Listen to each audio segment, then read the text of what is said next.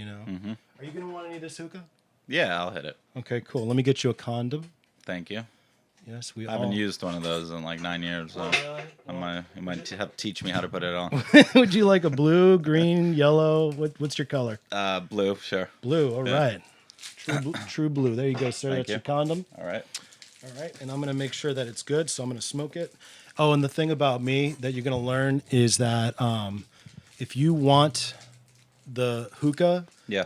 you gotta make this gesture. You gotta go like this or something, okay? All right. Otherwise, I'll just bogart it. Okay. Okay. Test 1 2. Test 1 2. That is rock and rolling.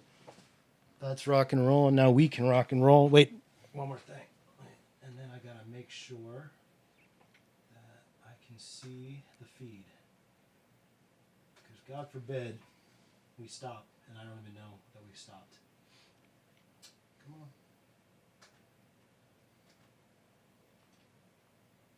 What website is this through? Thank you for asking. This is the righteousangerpodcast.com. Mm-hmm. But I prefer everybody to become members of the Righteous Anger Podcast. And the way you do that is you got to go to Patreon, patreon.com/, always with the / Righteous Anger Podcast. And from there, you can become a member. You get perks as in membership. Like, for instance, you get to actually be dedicated on a show. Your questions get dedicated on a show. I actually listen to you, and we're looking at maybe creating some prize types of things that we can actually automatically send out to fans of the show. So, do you guys want to be part of the Righteous Anger Podcast crew? Then, like I said, patreon.com / Righteous Anger Podcast. I actually have 2 podcasts. Have you ever thought about doing it on Twitch too? I have, but I haven't done my research. I'm sure if Eric was here, he'd be able to tell me he's such a gamer. Yeah. He'd be able to tell me everything. What do you know about Twitch? Well, I'm a gamer. I grew up. Parents bought me Nintendo. 3rd grade. Would pause it. I think it was paused on Bowser. I left in the morning at like 8 a.m. and then came back at 3 p.m. I'm actually playing God of War on PS4 now. The new one came out. Yes. How is it? It's awesome. Are you kidding me? Yeah. I'm so excited for that. It's really good. God, were you pre-order? I was not pre-order. I just picked it up. And I have a Switch for the kids. You don't have a lot of time to play when you have a 4-year-old, a 3-year-old, and a 1-year-old. So. You could have just stopped at 4-year-old. You don't have a lot of. I've got one 5-year-old. Yeah. And I haven't played. I bought like this. I bought this. It was for myself. Okay, I was trying to remember. Was it a gift or did I buy it myself? This is how you know you're addicted. I bought it myself, and it was the racing wheel with the pedals. Oh yeah, for Gran Turismo. For Gran Turismo, for Dirt 4. I love the racing games, right. But I hated playing the racing games with a controller. It just didn't make any sense. So then I bought all this stuff, and I haven't touched it in probably 3 months because between actually spending my off time when I'm not working is got to be with the family, and it's very little time. I need to dedicate more time as a father and as a husband. I'm always like in battle with myself. Like, am I spending enough time? But if I don't, then the business is going to slide, and you know what I mean. It's that fight. But yeah, video games, I love them. I was addicted to them. I'd get angry at them. I'm the kid that threw the controller at the TV. But yeah, Twitch. I have not gotten into the new world order of video gaming, which is watching other people play video games. It's crazy. These guys are making, I follow one guy, and it's a $4.95 subscription per month, and he has like 17,000 people subscribe. That is insane. And is he a nobody, or did he is just a guy with a good personality. He's fairly good at the video games, and he's just entertaining. I think that's the biggest thing about it. Wow. You just got to be entertaining. Let me, before I get too far, let me go ahead and introduce the show. So you are listening to or watching the Righteous Anger Podcast. This is episode 43. Now, today I have the pleasure of bringing on a friend of mine who, we've been talking about having this guy on for like at least a couple of months, if not more than a couple. I don't even know how long it's been. And you know, we've had our schedule, we've had setbacks and all these things, but I've always had this guy on the back of my mind, like, I can't wait to have this guy on. I don't know what we're going to talk about. I don't really know. I know this guy kind of like, you know, hey man, what's going on? Hey, what's up, dude? You know, and friends like that. Mm-hmm. But we have not had a chance to like really like get to know each other on that level. So it's kind of exciting. This isn't the first time on the show that somebody that I know of peripherally, Right. I really get to know for the first time on the show. Yeah. And it's actually better that way because when I ask questions, it's real. Like I'm Yeah. really curious. I really want to know. It's not just because I think maybe the viewers want to know, but I want to know. Just by looking at this young handsome man, you'd be like, what does he have to offer today? But this guy is a chef, and there's a lot of people banding around the name chef, isn't there? There's a lot of undeserving people naming themselves chefs nowadays, isn't there? Yeah, I think it's become kind of like the new rock star in on TV, and it's taken a weird turn once Food Network launched and everything, and Food Network Challenge and Gordon Ramsay and all these people. Before, you were in a fluorescent kitchen somewhere in a basement putting out hot cuisine, and no one really knew your name. Thankless job. Everyone knew the guy that owned the restaurant, and that's about as far as you got.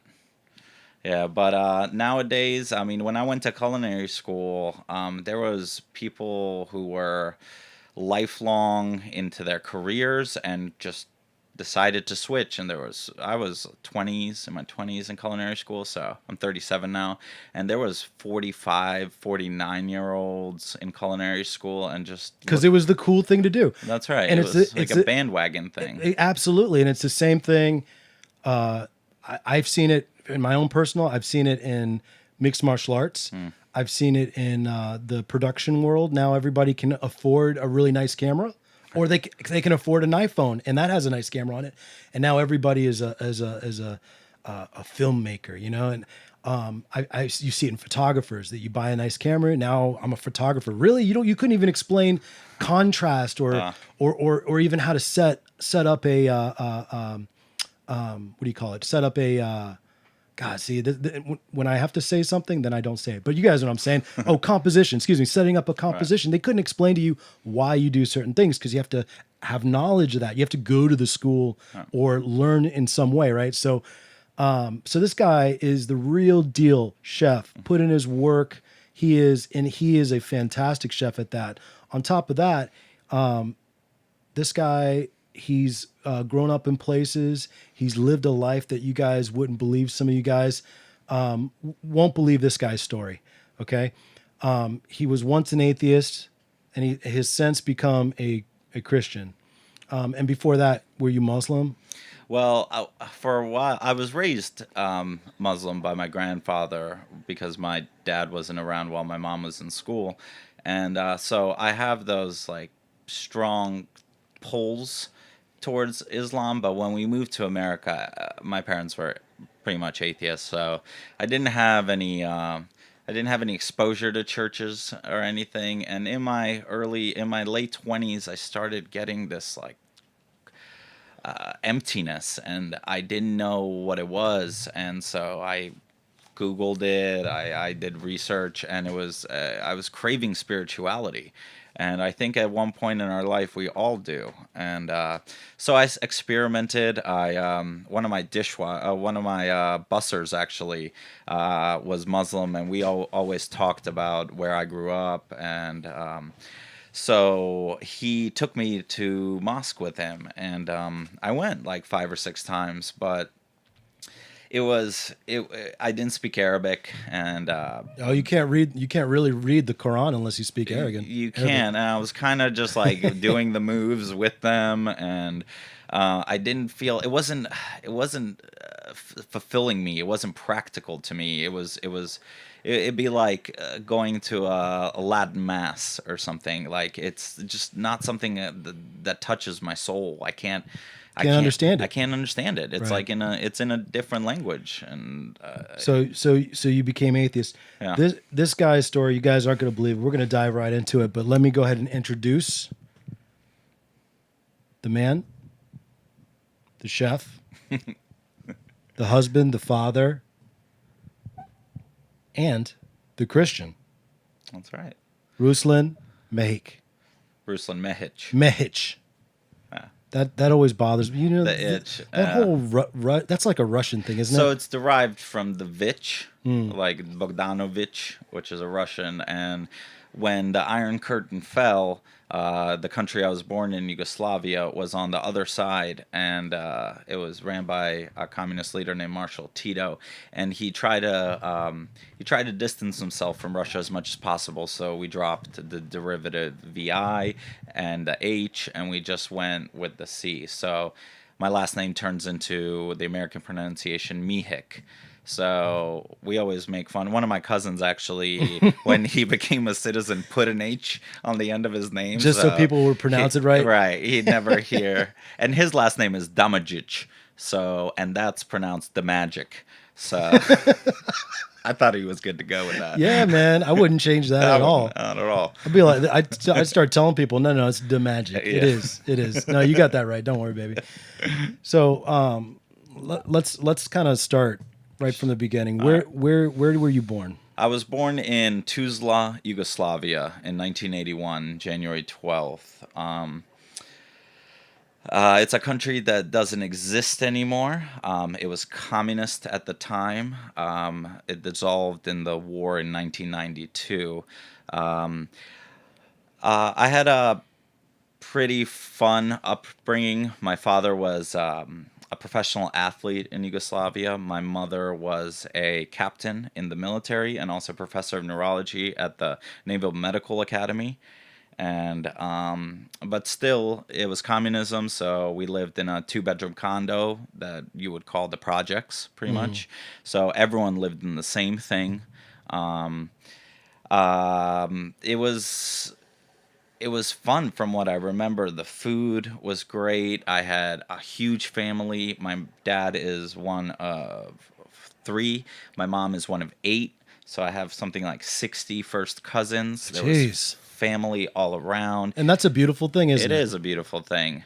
And then my mom kept doing her research, and she got a fellowship from the National Institutes of Health in Bethesda, Maryland, to come and be a scientist for them, which was huge for her. And all her mentors were so excited for her, and we were moving to America. We were the first in our family to be moving to America. Really? The first out of all those people? Yeah, we were the patriarchs, American patriarchs. And they were, and this was after, this was before, in 1987. 87. So it was still communist. And yeah.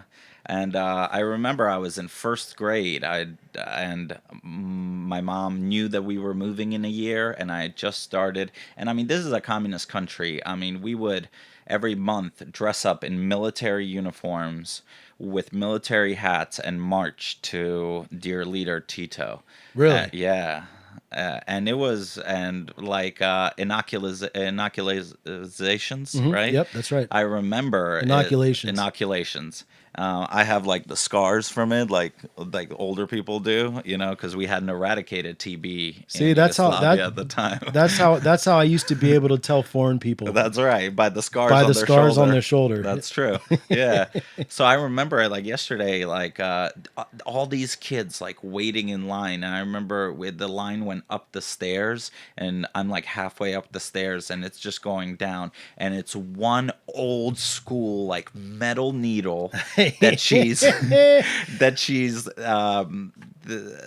she's making clean over a Bunsen burner that's going, and every kid that goes gets a shot into his arm. And I think that's where the scar comes from. It's from the heat.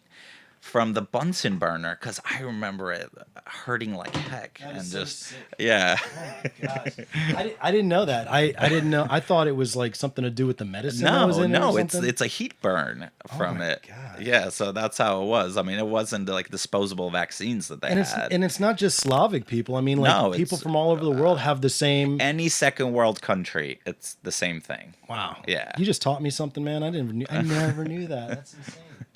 So No, keep going, but I'm making Yeah. it so you have a hose oh, too. sweet, thank you. So we I learned how to write cursive in first grade, and there's two alphabets in Yugoslavia at the time. One is the Cyrillic alphabet, which is Russian, and there's the Latin alphabet. That's how you say it. The Cyrillic, not the Cyrillic. Yeah, Cyrillic. Yeah, Oh. that's how I would say it. Yeah, is this the right way it goes in like this? Yeah, just like that. And just so you know, in order for the other guy to be able to smoke from it, Oh. you got to put your finger and create a seal. Just so you know. So when I'm smoking it, make sure you put a seal on it. It's a little harsh right Got now. it. Let me, Oh, tastes great. What flavor is this? fruit melody. Oh, that's exactly what's in my vape. Oh, really? Yeah. So now it's my turn, right? And I'll go. Yep. All right. Cool. Now you got it, baby. Did you guys have hookah?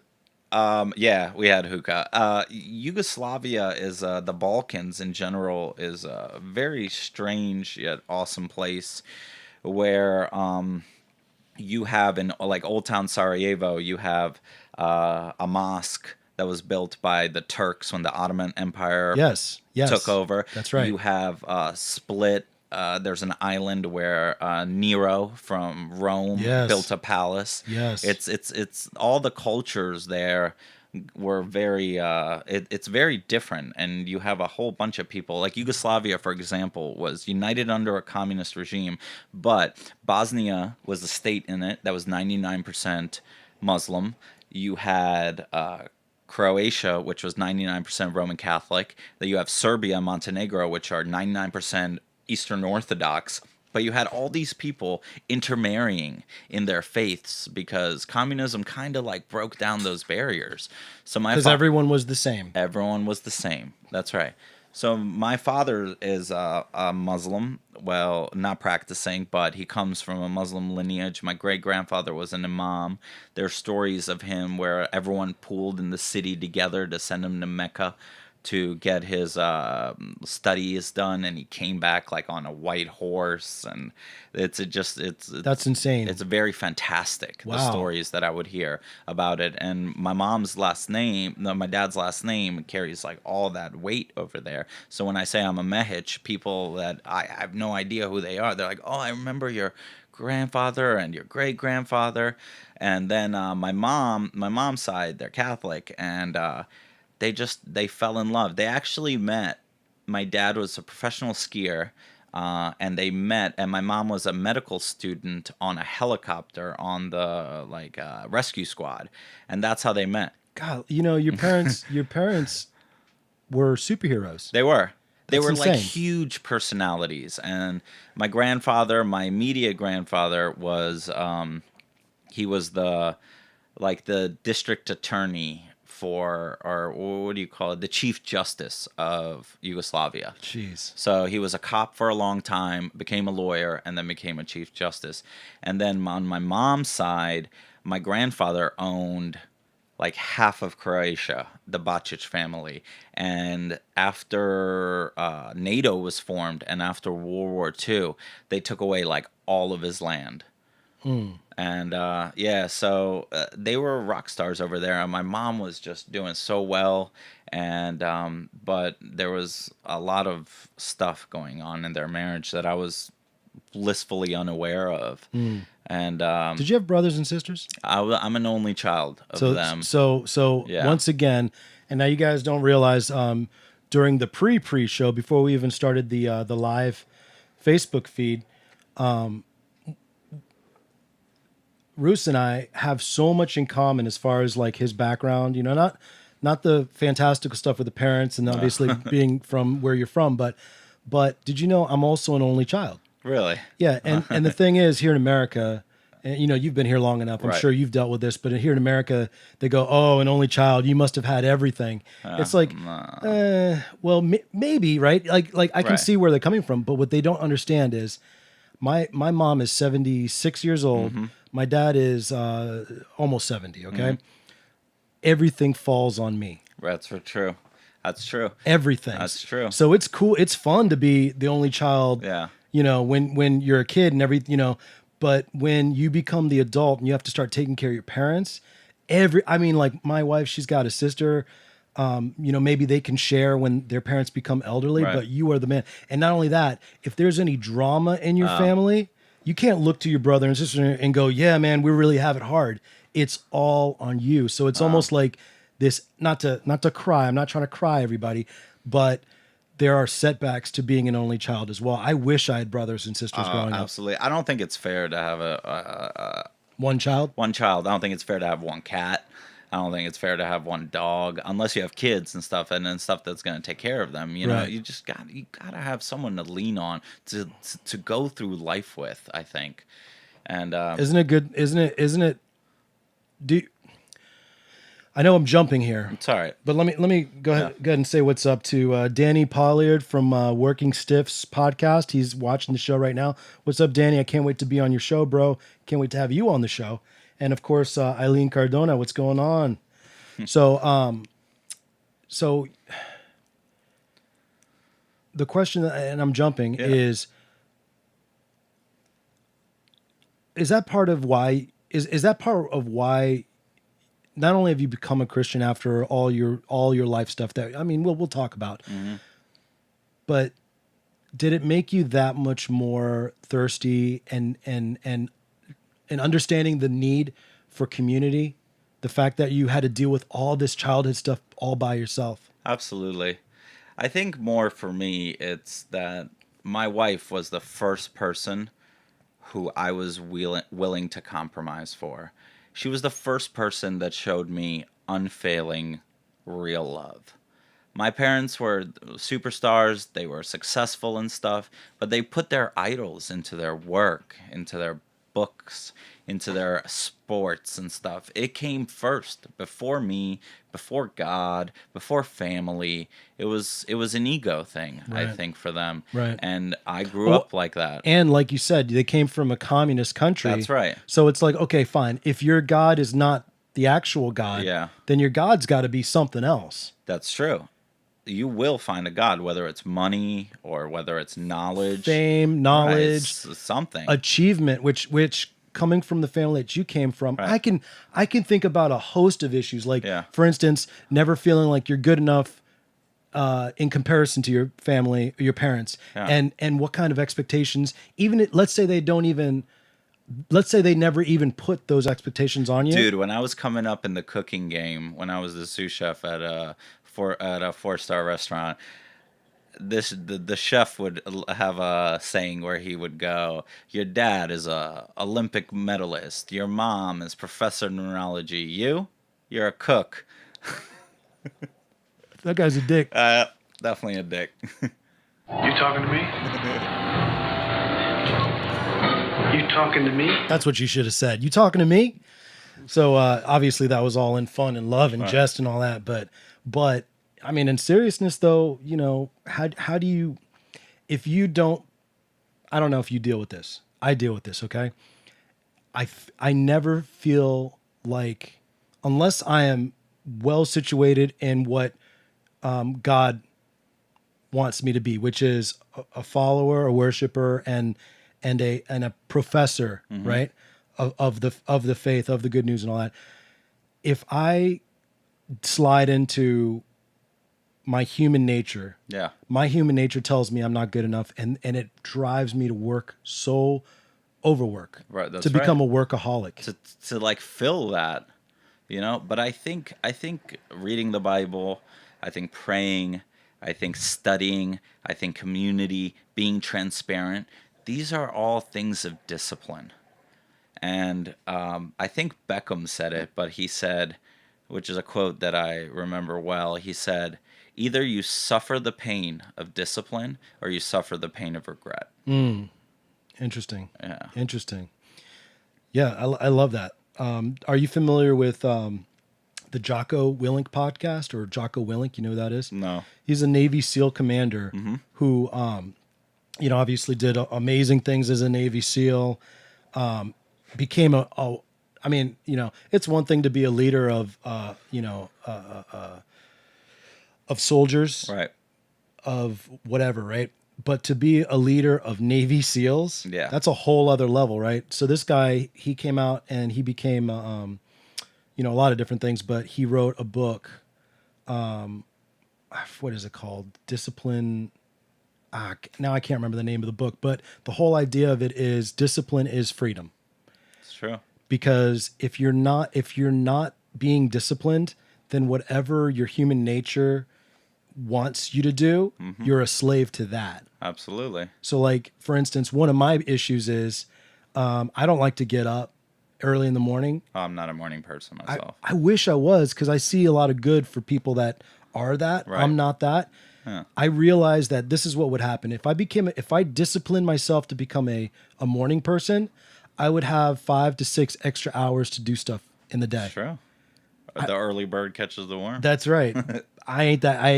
I was in the military, man. I had to do it, and then I thought that, when I'll get used to it, and, Right. and then I'll love it, because I saw all these military guys that I knew before I joined, and they were all early risers. I said, "Oh, that's the magic ticket.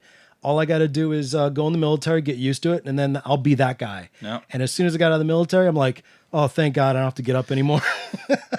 Freedom. Freedom. Yeah, and I'm back to, losing 5 hours out of my day. Having a 4-year-old, a 3-year-old, and a 1-year-old, I haven't set an alarm in about 4 years, but I'm up before 8 every morning. Jeez, yeah, because they're waking you up. Yeah. Because life is happening. That's true. This morning I was getting out and I was like, "Hun, when am I ever going to sleep till noon?" And she was like, "You know what? If you get up in the morning and you're awesome, like for one whole week, and you help me pack their lunches and stuff," because I'm naturally a selfish person.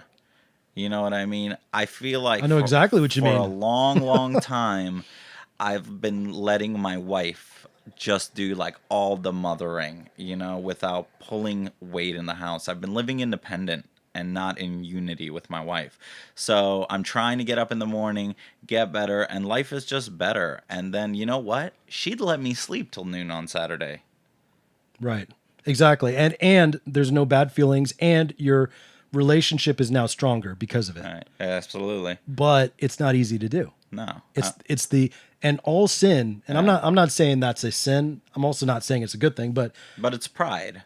And it's, yeah, and all sin. I think we talked about. I don't remember. It was either after the Fight Game podcast, because hey, newsflash to all you guys, I do this other podcast called Fight Game Podcast, right, where I have fighters come in and we talk about the game, and we had John Hughes on Sunday, which was great, fantastic. We had this long podcast. We did the podcast. After we were done with the podcast, I forget, I said something like, "Thank God I'm a Christian, man," to something. And that sparked a conversation. And we were there for another hour after the show. And they were more engaged in that conversation, in that philosophical / spiritual conversation. Because my partner on that show, Paul Sichering, is a Buddhist / Catholic. He's from the Philippines. Wow. So there's those two cultures kind of coming together. And then my boy John Hughes is a quasi-Christian. I mean, I think he'd probably say he's right now just kind of discovering. He's not sure. He's raised up in the Christian tradition of America, but he's not like, yeah, I'm diehard Christian. I'm in it. I'm learning.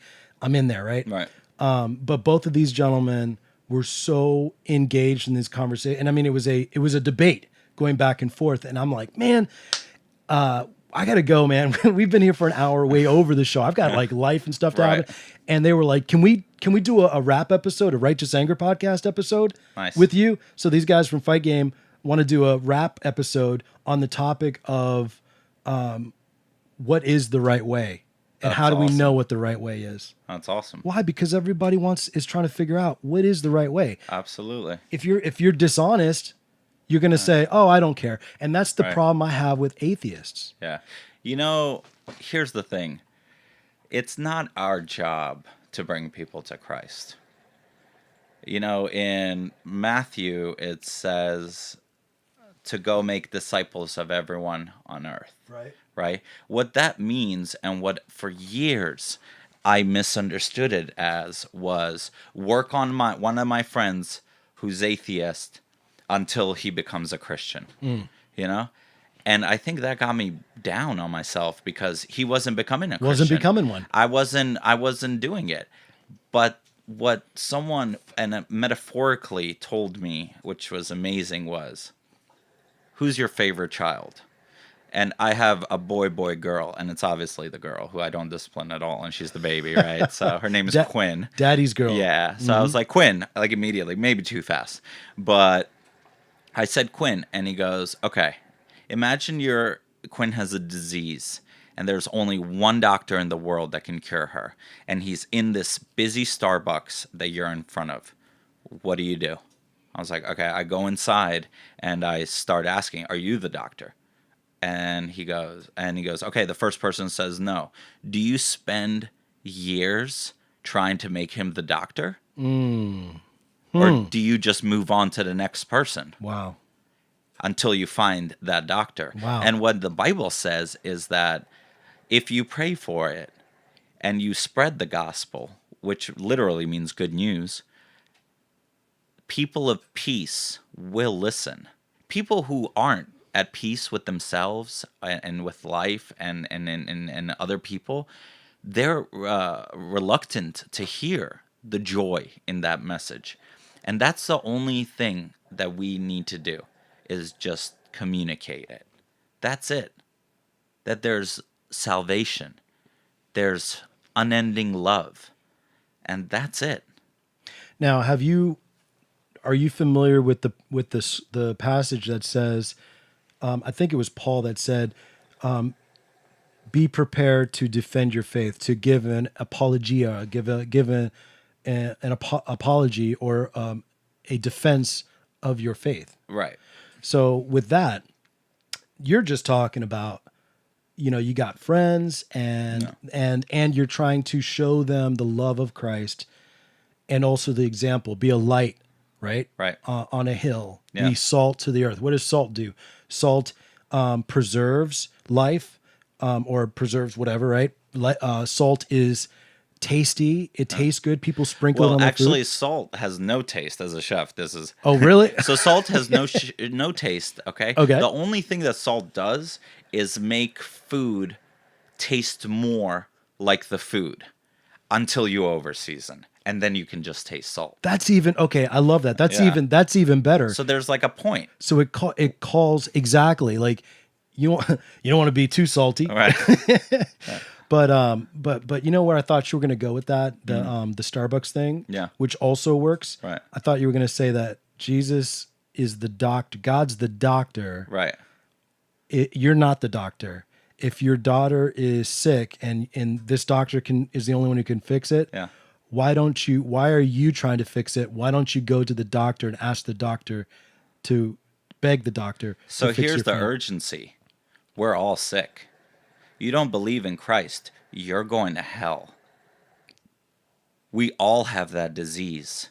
You don't come around and you don't listen to the gospel that someone is telling you. You don't come. There's no urgency. Thousands of atheists just turned off the podcast right there, and it's okay. There's no urgency because there's no urgency to save people. Because that's truth, man. And the one thing that I try to stress in my own life and with my friends, right, is that, do you understand? Like, it's one thing, like especially in America where it's a quote unquote Christian nation. Right. I don't think so anymore, but it has that lineage, right? And I think we've gotten so used to and enculturated into terms like hell, savior, all these things that they've become pantomimes of the actual terms. Like, what's a word that has not lost its bang, right? Death. Yes. Death. Like we all die. everybody understands death. It Right. is no one. I think you can become. I think you can kind of become desensitized to the word if you're around it all the time. Like if you're like in the military, like killing, or like right. you're an executioner or something. But it's still final. It's still finality. Yeah. Like you don't use that word arbitrarily. Like death is death, right? Well, saying a word like hell or damned or things like that, right? There's a zillion reasons or things that we can go into, but I stop and I go, do you understand what eternity means? Right. Do you understand what death means? Do you understand what do you get these terms? When I say God, you hear, oh God. No. God, like it all the stuff that you see, all the creation, everything, the things you cannot see, right? Was created by what I'm calling God. Right. Can you even imagine the bigness, the enormity of that? Or you know, like I don't think our brains are capable of that. I mean, what do we use? Like 13% of our brain or something? Not enough, right? Not enough. So when we use these terms, I have to stop, especially the atheist. I have to stop and say, look, I know you don't believe in this stuff. Right. But you can at least grasp what I'm talking about here, right? Like you can at least see what I'm saying. If you understood the enormity and finality of what I'm talking about, then you'd understand that this is much worse than a friend of mine, a dear friend of mine, running towards a cliff. You'd understand. He might live. You could. Yeah. Yeah. Or you might just merely die. But I'm not just saying merely die. I'm saying what's happening for eternity. Now, what's eternity? And then now you got to get into that. Stop. Right. Just stop. Yes. Stop trying to think around this thing right. and just think about what eternity actually means.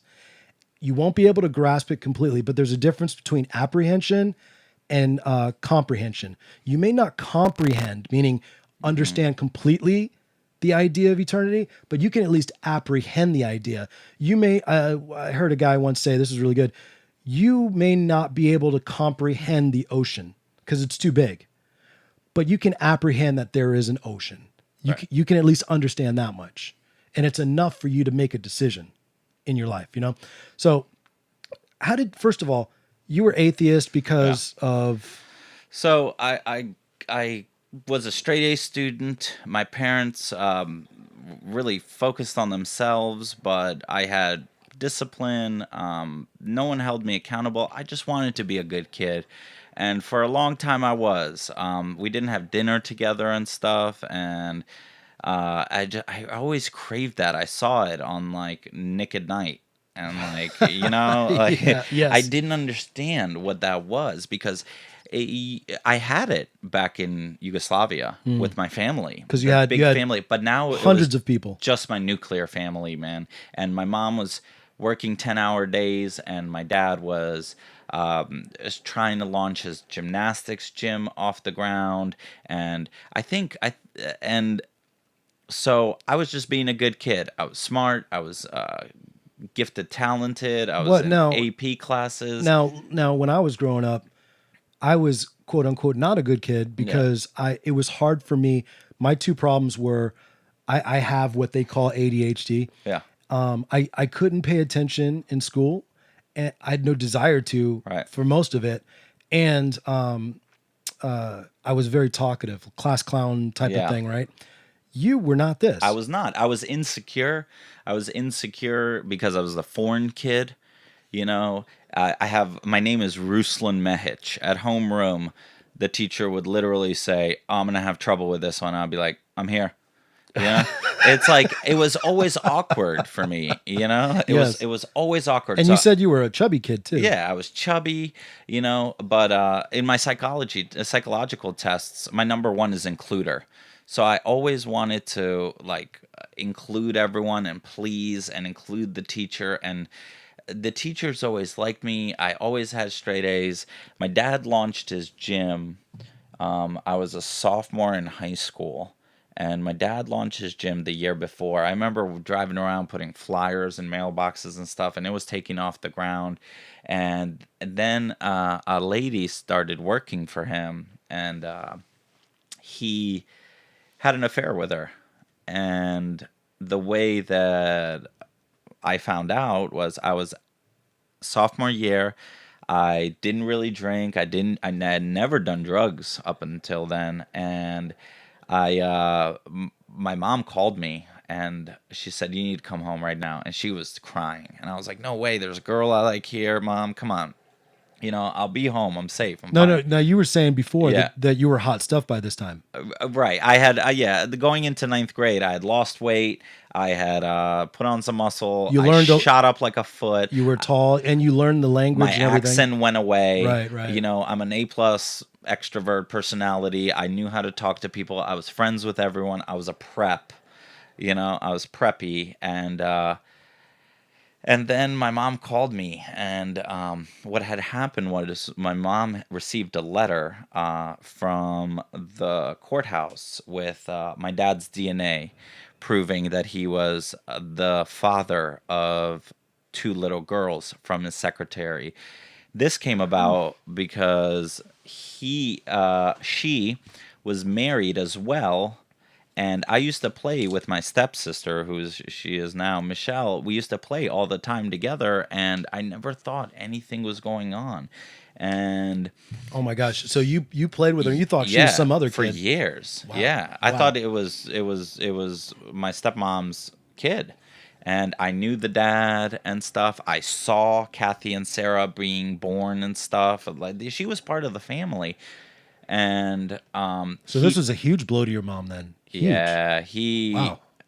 I mean, my mom knew that my dad had been a womanizer his whole life and stuff, and she had just put up with it for so long because she thought it was better that I had a dad than just not without a father. And this was it. She couldn't recover from this. During my dad's secretary's divorce trial, it came up that they wanted to DNA test. He was questioning the validity of these children. The court subpoenaed my father's DNA, and my mom opened that letter that night when she called me. Wow. Yeah.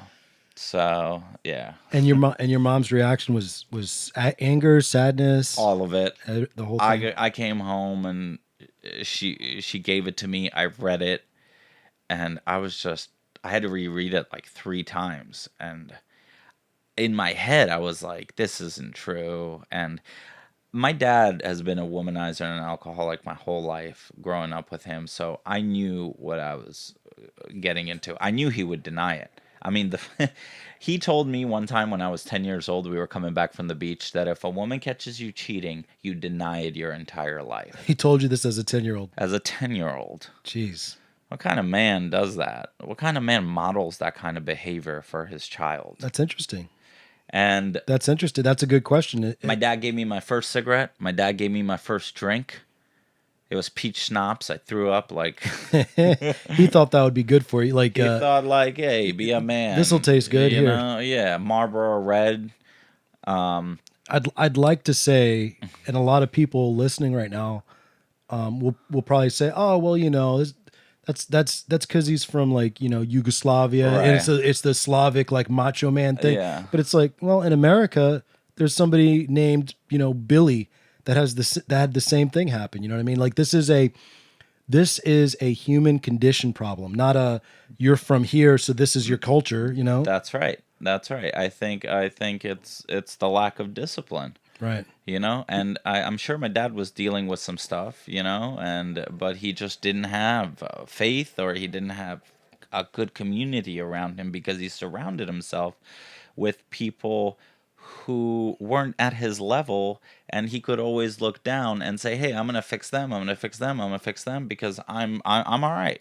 I'm doing great. Yeah. Watch me. I'm a winner by the world standards. That's right. Right. That's right. Olympic medal, multiple championships, #1 kid on the parallel bars. Well, my mom says I'm divorcing him. She actually asked me, should I divorce him? And I was like, well, why do you think your mom, God, we have so much in common. Why do you think your mom put that on you? Because I think she was weak. Because I think she didn't have anyone else. And I think she wanted to be united as a front against my father. Mm-hmm. So I was like, of course. And I was distraught. And I remember my dad coming home that night and me asking him, and he says, no, this is not true. You're the only child that I have. Mm-hmm. And he got kicked out. He moved down to Florida. And I was 16, within a couple weeks, and at this time, my mom was doing her residency in neurology in Baltimore. 72 hours on, 24 hours off.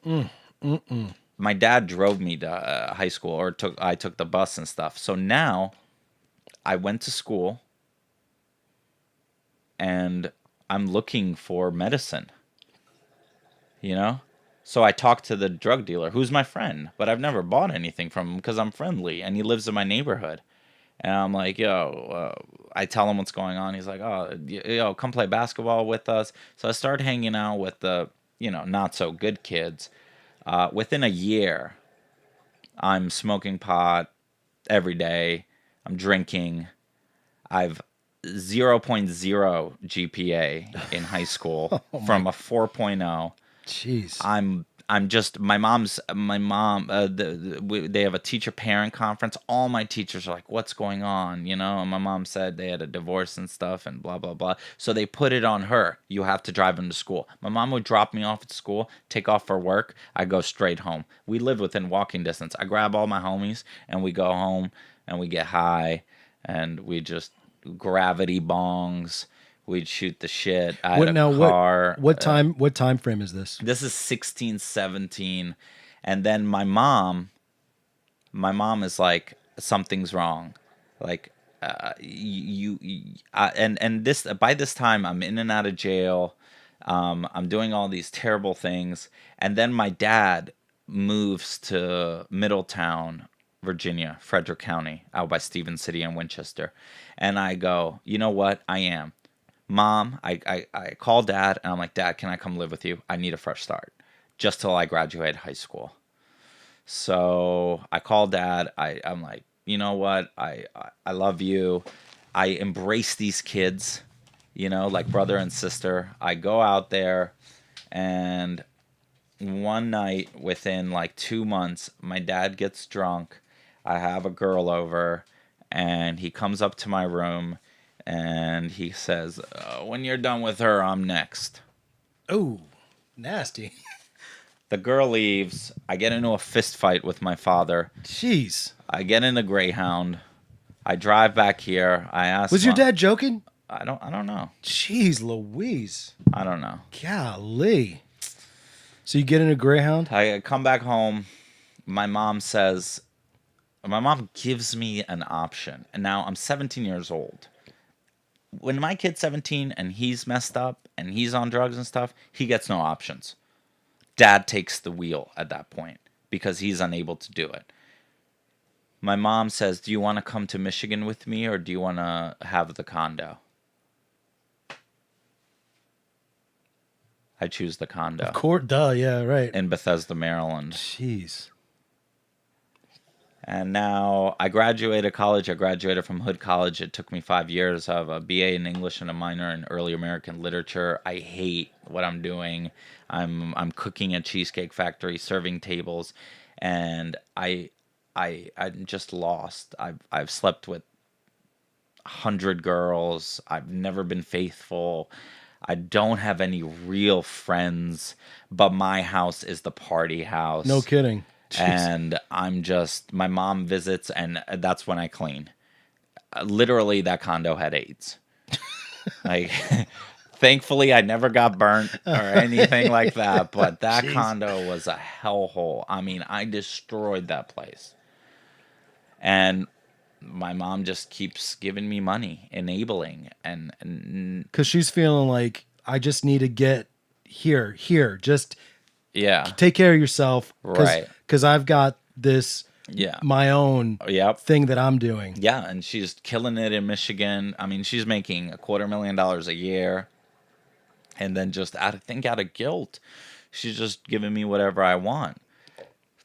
So my parents bought that condo in 1987 for like 70 grand. I turn 27 and I sell the condo. And I'm in a relationship with a 36-year-old woman who like kind of wants to marry me, but I realize she's kind of crazy. And so I sell the condo for like $240,000 The condo was in your name. in my name. I have $250,000, right? And I get some advice from a friend, and he says, who's older, and who I never really listened to except this one.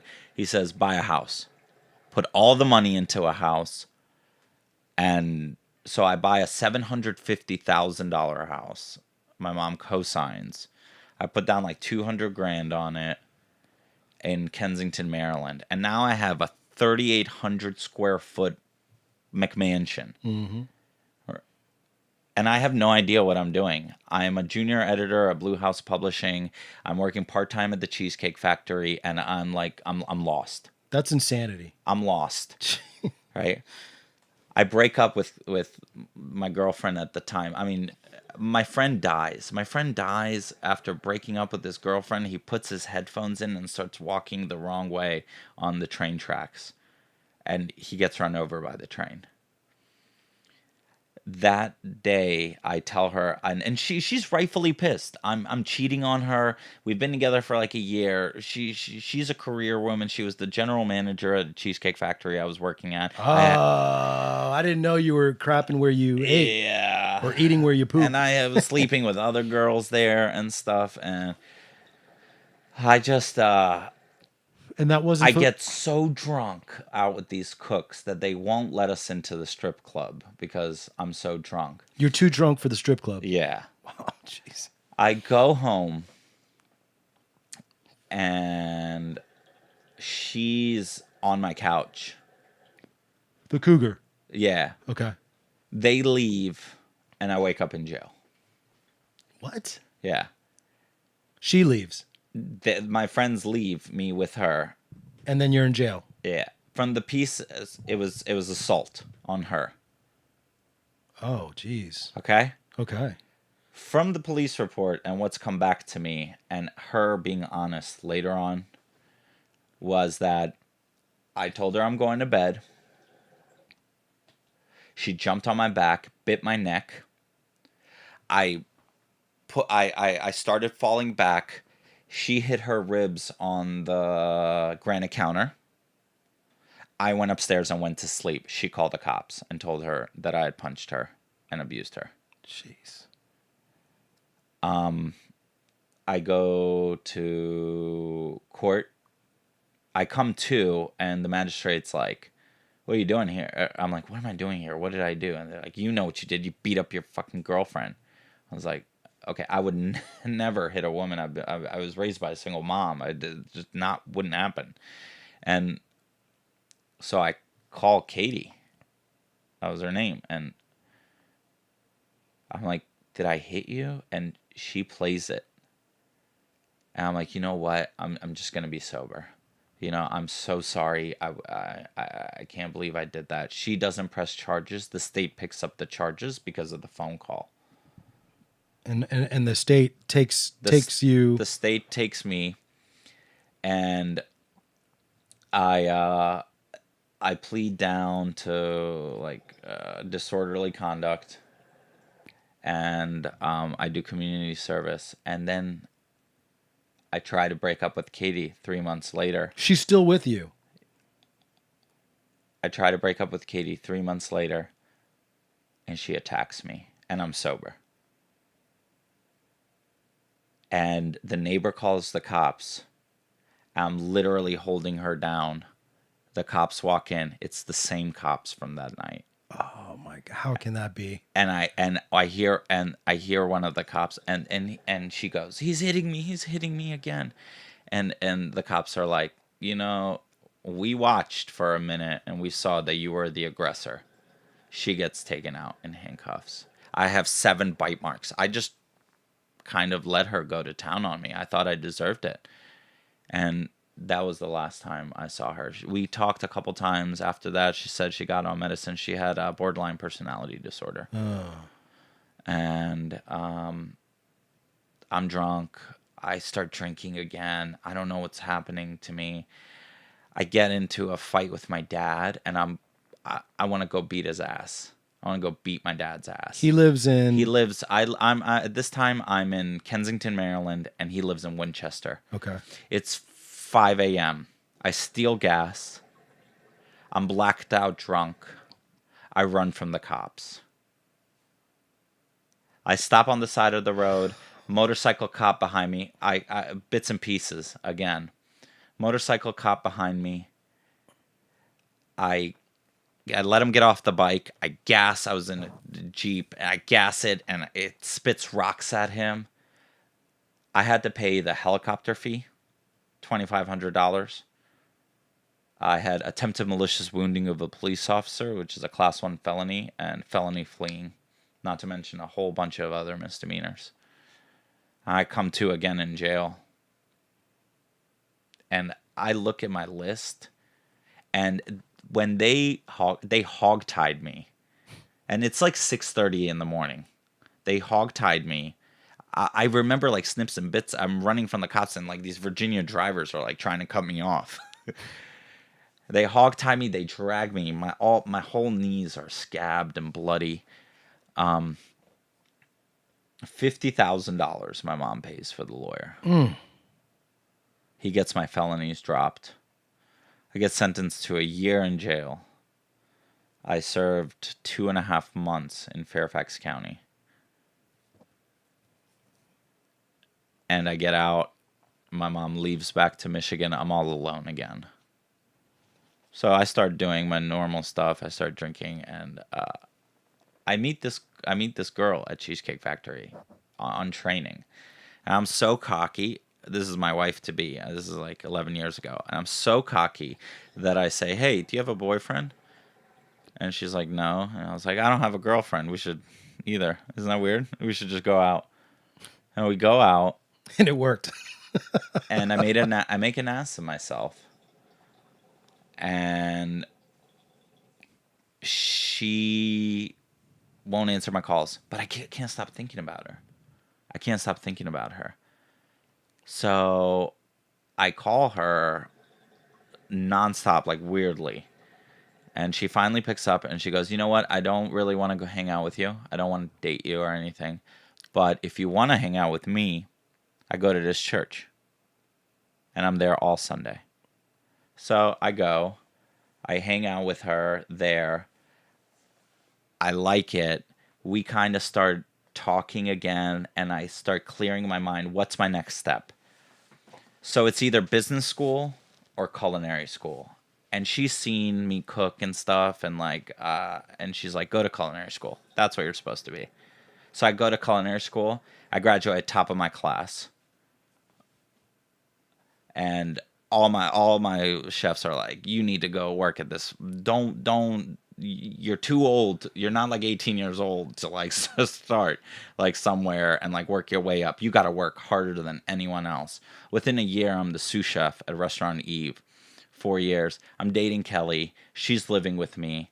And so, I mean, she is Christian, but I guess we're all Unchristian things happen. Okay, got it. So we're living together, and then I'm still like drinking, and like I get into this like lifestyle of like and now it's like, how come Jose, when he comes out of the kitchen, there's like white on his nose and he moves like 10 times faster? What's happening? My God. Yeah, like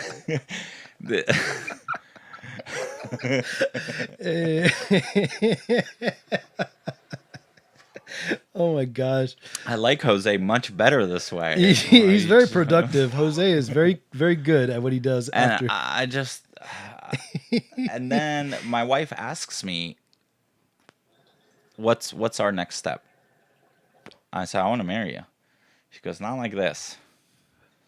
I want you to be sober. And I'll go sober with you." So for a year, I'm sober. And Kelly will still say that was the best time of our life up until now, which I'm sober again. Mm-hmm. And I'm sober, man. And I'm killing it at work. And I have more and more responsibility. All of this. I propose. She says yes. we I quit from Eve on Friday. We get married on Saturday. We're in Hawaii on Sunday. And I'm like, well, okay, what's my next step? And she's like, baby. Boom, she's pregnant. For 5 years, we have sex with no contraceptives, nothing. We get married within a month, she's pregnant. That's insane, man. That don't happen. So I get into food trucks with my partner. We launched 3. He had the first one's called. He has a company called Food Trucks International. I come on board. We take it to the next level. A Vietnamese food truck called What the Pho. Miso Honey, which is a ramen truck. Burgerilla. That you're part of Miso Honey? Yeah. Get out of here. Yeah. I actually won that food truck in a contest. Really? Yeah. The whole thing. And then when I left, I have kids, and I'm going to church.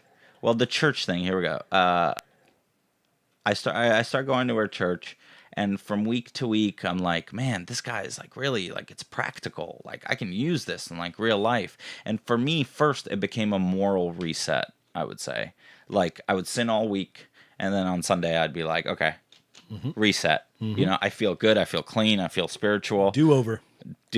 Right. And then that pastor, Darren Brown at Journey's Crossing, hurts his leg or breaks his leg or something happens. And I'm a chef at this point, and he says to me, can you cook for my family and me? So I go over there, and I never thought I wanted kids or anything, you know? And I look and I see like these 3 teenage kids, and him and his wife are like joking and like weirdly like washing dishes but having fun, you know? And I'm like, okay, I want this. That's the life I want. This is what I want. Right. This seems fulfilling to me. So I ask Darren about spirituality. He gives me reading. We start like I start in a group. I start learning the Bible. I asked Darren to baptize me, and that was like 5-6 years ago now. And then he premarital counsels us. Kelly and I get married, and then we move. We move from Maryland, where our whole family is, and we move to Virginia. And we buy a home. Oliver's 1 week old when we settle. We move into our home, and Kelly works she's a contractor for a State Department, blah, blah, blah, Northern Virginia. No one can talk about it. Yeah. You know, Status quo. Got it. yeah. So we're making enough money, and I'm like, I don't want to put my kids in daycare. I don't want what happened to me to happen to my children. Right. So I become a stay-at-home dad. For 4 years, I become a stay-at-home dad. And during that time, I also become a restaurant consultant. And I consult menus and train staff. And I go on we start attending Lynn Hall about 5 years ago. So for those of you guys who are Righteous Anger podcast listeners, regular ones, you will know Stan Rada has been on the show a few times, and he is the minister, the head minister of Linton Hall New Life.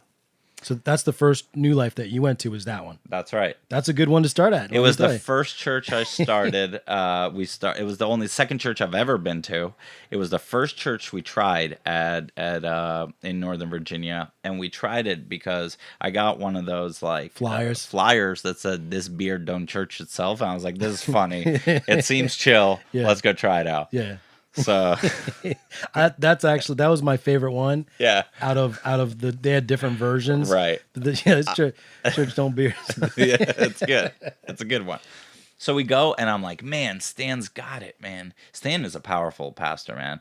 He's got that gift where he can make it practical, and I love that. Yes. You know. Yes. And I'm in it's in an elementary school, and I get more and more involved. Kelly gets more and more involved. We have 3 kids back to back to back. I'm the welcome guy at church. I'm leading with one of my friends the setup in the morning, and everything's great. And about 2 years ago, I get a phone call from my friend Chad Boer, and Chad's been on the show too, by the way. he asks me, dude, the cafe, there's like, can you come and consult the cafe? I'm like, all right, yeah, I can come see. So I go in there, I meet Creed, I meet Chad, and I'm like, who's running the cafe? They're like, Laura Andrews, who is the senior pastor at New Life Christian Church's wife. I go, nope, I'm not messing with that. You know what I mean? Why? I just didn't want there to be like Tension? yeah, Because you know that, like Gordon Ramsay, you come into the kitchen, Yeah. you own the kitchen at that point. that's right. I couldn't see myself telling the pastor's wife who was she would say it this way, and we're good friends now. She's actually my administrator at the cafe now. She was floating like a duck on top, but those little legs were just like going like this all the time, and she was putting in crazy hours. And I just She didn't- really was, man. yeah, I know. I would go to church on Sunday, and then I'd come back like later on for something, and she'd still be there, Yeah. busting her hump, getting Yeah. things ready. It's like, wow. Right. So, Brett calls me middle of last year, sometime in September, and he says, "Can you?" And I go on a men's retreat through New Life, and I make some really good friends. Chad sets it up. I'm doing all the cooking at the retreat, and I meet James Parker, who is the president of the Food Artists Group, world-renowned chef.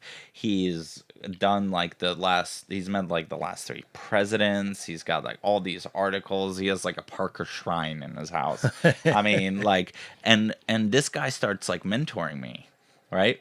And before, I was living like my father. I was always like looking down and like, that guy's more broken than me. I'm gonna hang out with him and try to fix him, instead of like looking up.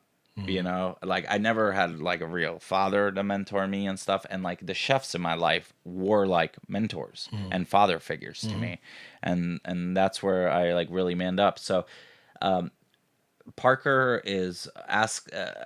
calls me like 2 years ago. Parker calls me and he's like, dude, I'm opening this restaurant. I think my chef is like, he had tried my food, so he knew like what I was good at, and he's like, my chef said like a 6. I need him at a 7. Can you come in and like see if you can help him? I'm like, sure, yeah, no problem. And he calls me back the next day, and he's like, no, don't do it. It's gonna be weird. And I'm like, sure, no problem, whatever you need. He calls me 2 days later. He goes, dude, chef just walked. He's out. Is there any way you can come? We have no menu. We have like nothing. Like, can you come help? So I was like, all right, let me ask my kids. They did a sermon about this at church. Do you remember that? I do remember that. And so I come in, and Kelly lets me, and dude, it's like I'm like back in the kitchen again. I'm feeling like great. So I start talking to Kelly like maybe I should, because I'm getting angry at home. I'm starting to drink again. As a stay-at-home dad, I get like no break. Kelly comes home at 5. I'm like calling her like, where are you? I need help. And then I just take off. And I go to my friend's house and I'm like drinking. It was like a changing of the guard. I wasn't being a supportive husband. I was literally taking what I thought would be like a good thing. I was taking raising my kids as a job. Right.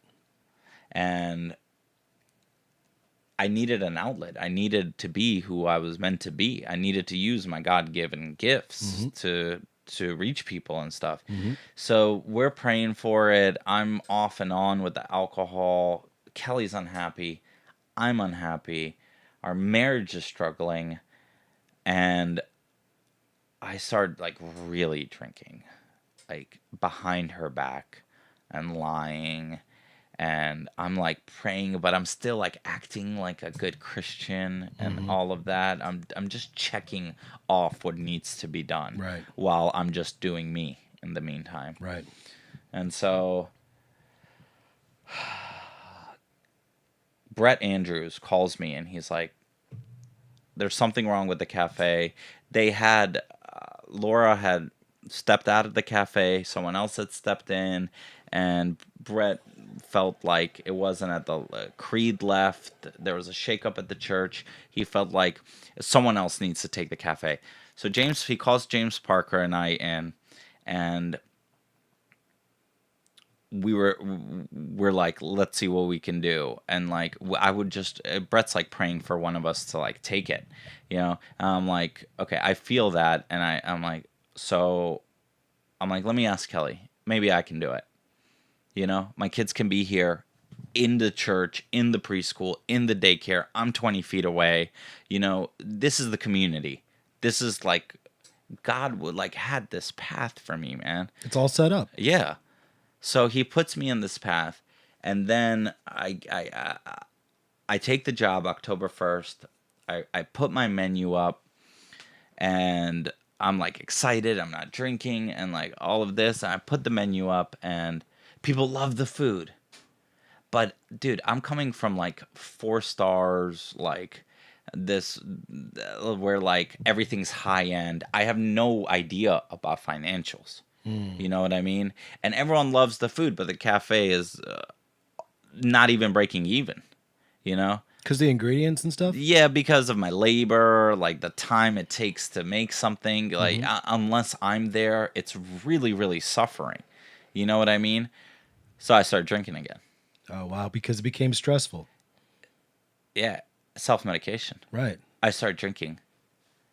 And Parker invites me to like judge this like celebrity judge thing, and he's like, "How are you getting here?" I'm like, "I'm taking an Uber." He's like, "Why?"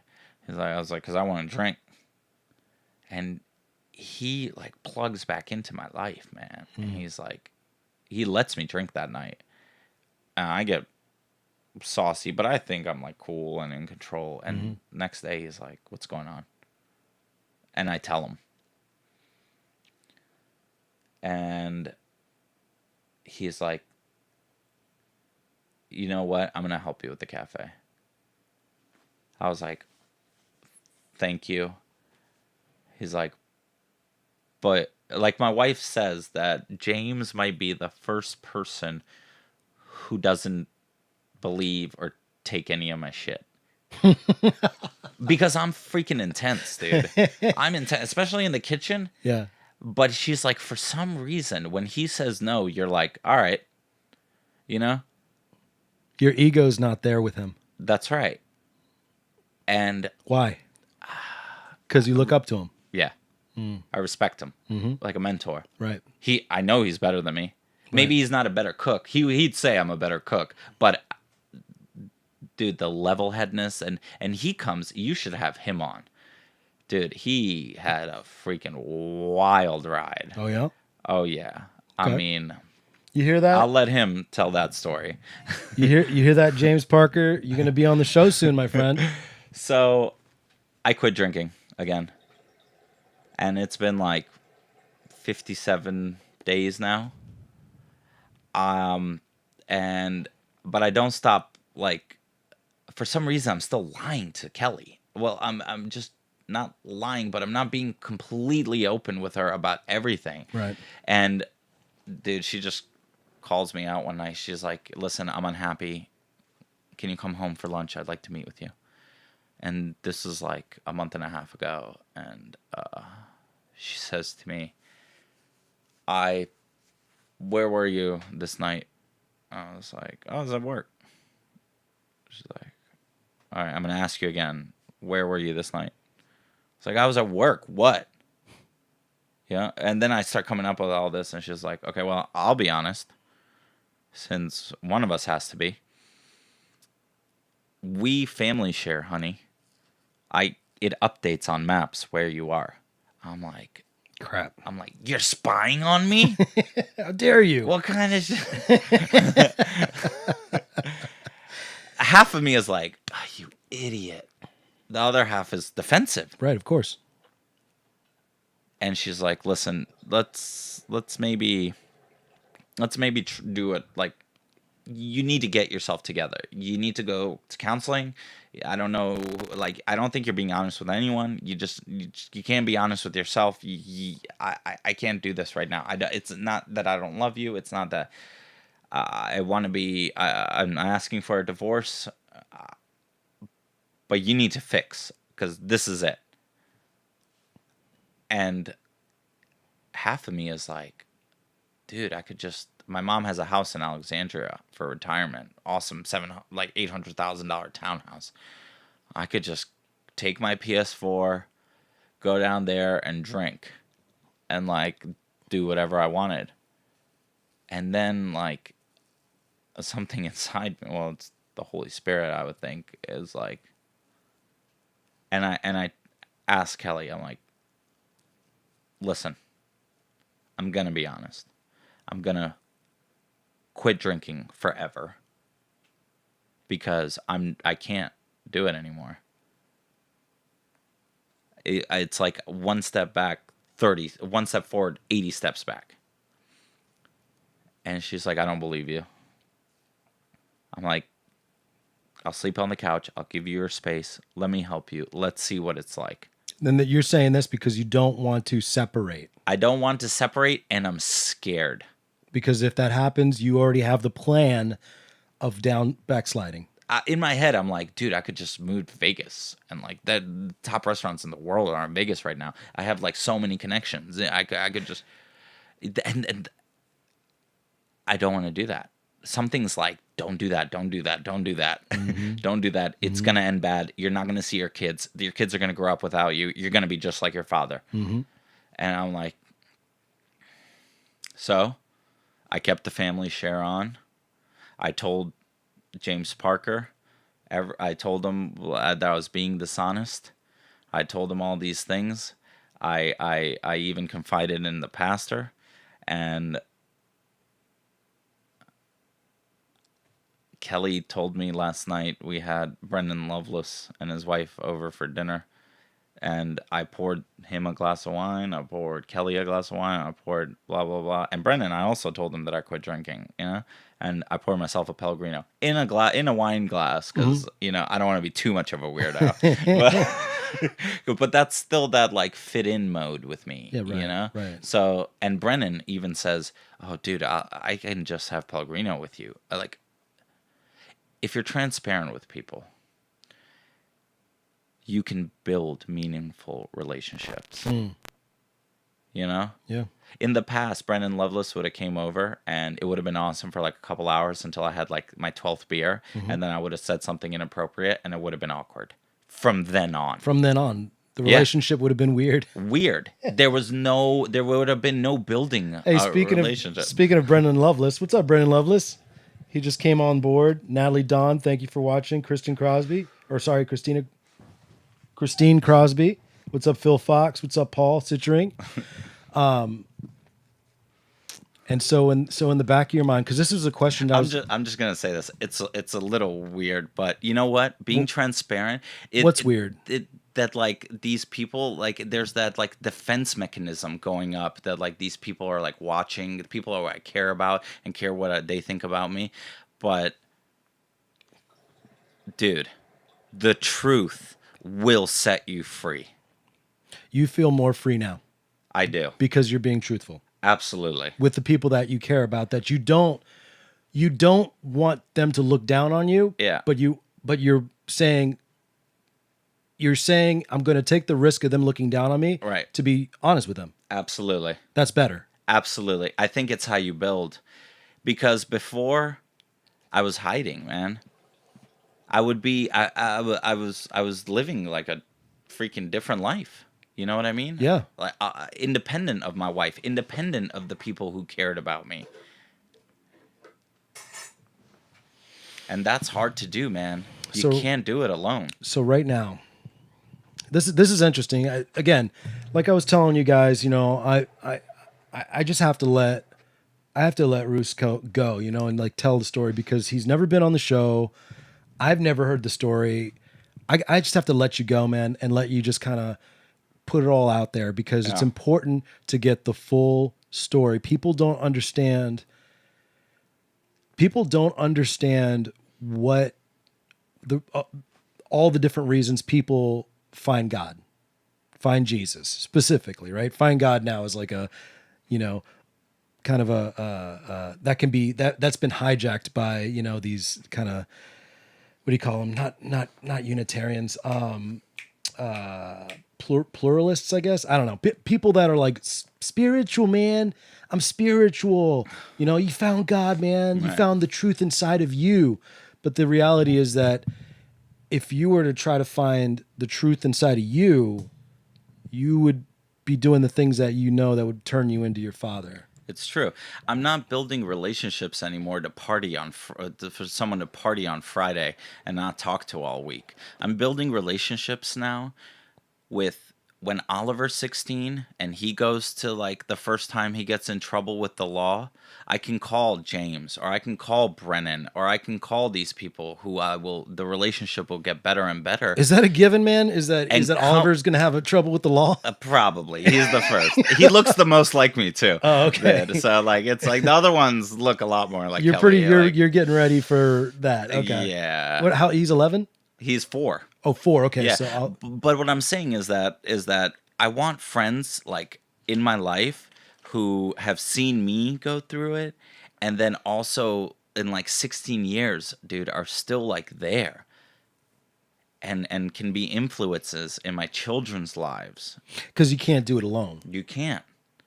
You can't do it alone. There's a lot of people out there that would say that like church is, specifically the Christian church, is a cult. It's a type of cult, and this whole idea of, oh, you got to have a community, be in community with others, is a way of sort of like brainwashing the masses. What do you feel about that as far as the brainwashing aspect? I think there are churches who are in tradition, steeped in tradition, who don't have an open door policy, who don't like new people coming to their church, who are happy with their congregation, and who don't have a future. And I think those are kind of closed, and I think they believe what they believe and they protect themselves. But churches like New Life, who are progressive and are discipleship based churches, who want more people for the kingdom, like that. I mean, New Life moved into that building like 5 years ago. They moved into what's called the Bud. They call it the Bud building, and it used to be a Budweiser distribution plant, so it's huge. And what they ended up doing was converting this huge 80,000 square foot distribution plant into a sportsplex, community center-y type place that also happens to host church on Sundays. Right. Okay. Right. So the end zone is the ministry of New Life Christian Church. Right. And the cafe, which is what you run, That's right. that is yet another thing where people can come in. Yep. It's like the Starbucks sort of thing where you go in with your Wi-Fi, you're doing Yep. work, you're hanging out with people, Yep. and you as a really high level chef are bringing cuisine to it, which is kind of interesting because It's a quirky thing, do man, you this look cafe. do you look down at because I mean you come from a type Right. nightlife-y Oh, type of course, of yeah. so do you look at this thing where it's like it's in a sportsplex Yeah. and it's called it's a cafe but Right. it's Yeah. It's called Fuel. fuel, Yeah. so it's kind of got this sports thing Right. to it. How do you feel about the food, the menu, and what you're doing with it? So what happened was that like I got into a rut, like a creative rut. I think as chefs, like we never create anything. We're just artists. So all the food is created by God already. We just dress it, Right. right? And we pair things. So for me, I'm learning, and eventually the cafe will be awesome and profitable, but it's strange. There's different clientele. During the morning, there's people who come at 5:30 a.m. and go straight to work at 6:30, and maybe you need to cater to those people. There's stay-at-home moms who come and like hang out at the end zone from like 9 to like 11. Then there's the night crowd of like guys playing soccer and basketball who want junk food all night long. Yeah, the hours are like 5:30 a.m. to like midnight. They're so insane hours. I'm still trying to figure it out, and I failed. I failed with my first menu. Maybe the food is like on par, but man, the food costs are high. There's a lot of work, and I'm not being the chef that I was supposed to be, that they hired me for, I think, because I threw up a menu 4 months ago, and I've just been slicing turkey like a robot and prepping everything for that. So with James Parker coming aboard, we are going away from that model, and we're going to have a creative outlet for me, but also satisfy the different demographics that come to the end zone. Interesting. So it changes based on the time? So we're gonna go towards grab and goes where they're gonna be chef driven. You're gonna have chef made Caesar salads with house dressing and croutons and roasted chicken and like really like well prepared technique driven foods, but stuff that is for always changing, because these people, they come every day. And I threw up a menu, and I've kept it the same. So the menu's going to change, I don't know, bi-weekly, monthly, I'm thinking. But it's going to be 3-4 things, and then your standard grab and goes. And that keeps you from getting bored. That keeps me... And it keeps them from getting bored, too. Absolutely. Right. And it keeps food costs down when you take, like, 20 things off a menu, you know? And boil it down to, like, and focus onto, like, 4 or 5 things that can sell. But then we're going to supplement that, because on the weekend the end zone turns into like a parade of festivals, tournaments, free for all, man. Free for all. Yeah. And I think on Saturday we had something like 3,000 people in the building, and there's no way I'm going to do chefy foodie things for $3,000 now for like 3,000 people. That needs to be concession driven, right? So it's very flexible, you know, to a point where I can train people to be good at what they do, and I can step back and let them be good at what they do. Now, how is this keeping you?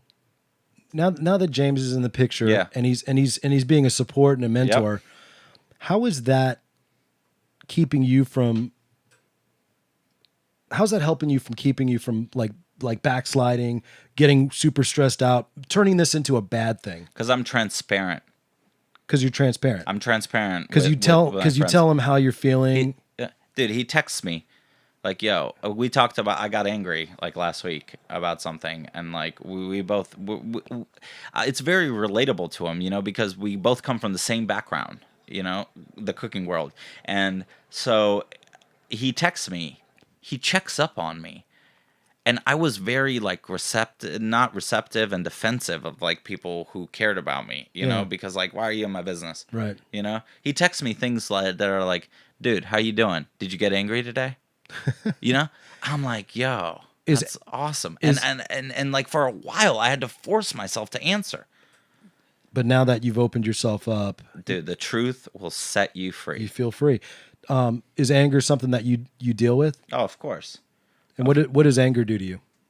Anger makes me scatterbrained. Okay. And it makes me want to run alcohol. Okay. It makes me want to drown it out.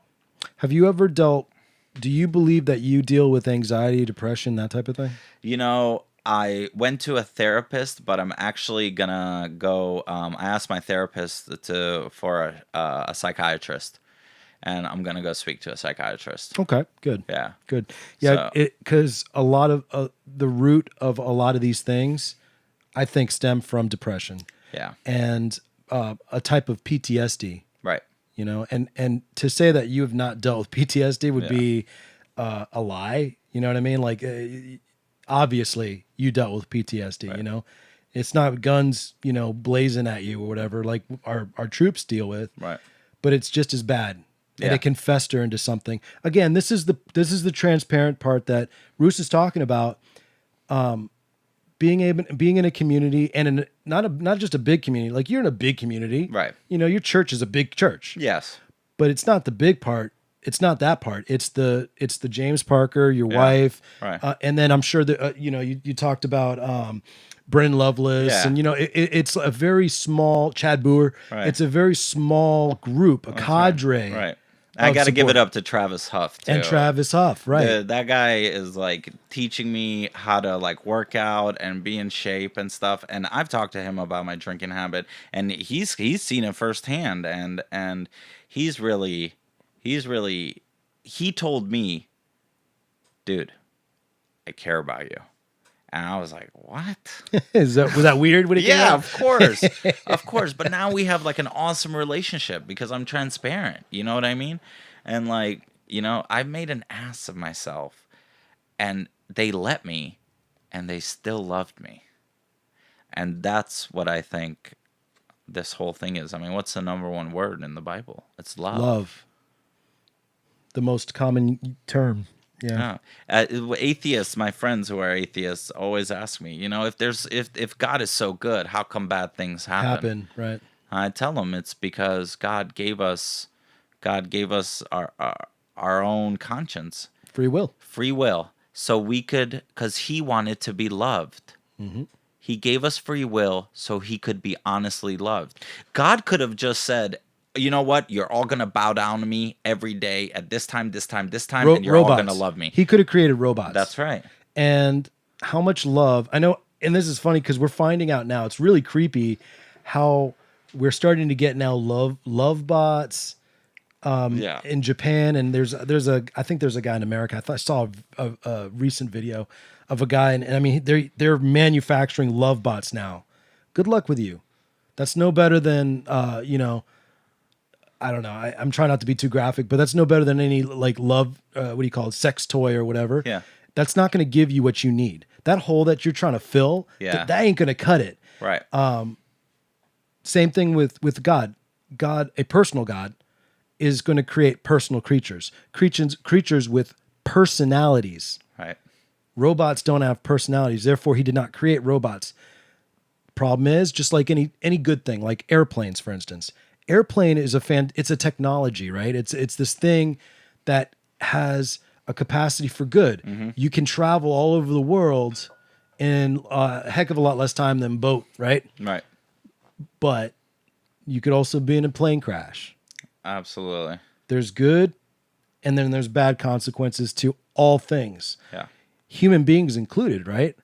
So the fact that you are now surrounding yourself around non-plane crash people, you know what I mean? Like people that aren't going to bring you down into a place where you don't want to be.